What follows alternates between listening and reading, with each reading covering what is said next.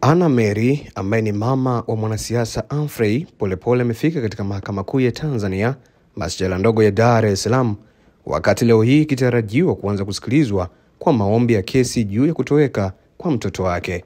Maombi yanayotarajiwa kusikilizwa hii leo yanatokana na hatua ya wakili Peter Kibatala kuiomba Mahakama Kuu chini ya hati ya dharura itoe amri ya kwamba Polepole afikishwe mahakamani ama mamlaka husika ziseme yupo wapi.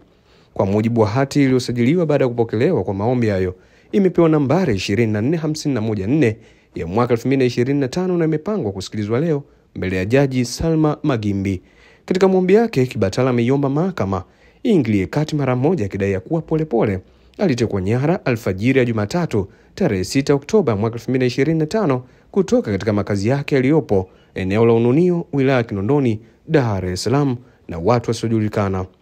Maombi hayo yamewasilishwa dhidi ya wajibu maombi watano akiwemo mkuu wa jeshi la polisi nchini Tanzania IGP, mwendesha mashtaka mkuu wa serikali DPP, mwanasheria mkuu wa serikali IG, afisa upelelezi wa makosa ya jinai wa kanda maalum ya Dar es Salaam RCO na kamanda wa polisi kanda maalum ya Dar es Salaam RPC. Mimi natumika ndaba na hizi ni ripoti kutokea Mahakama Kuu ya Tanzania, masjala ndogo ya Dar es Salaam, na hivi ndivyo hali ilivyo baada ya mama Anna Mary ambaye ni mama wa Humphrey Polepole alivyofika mahakamani hii leo.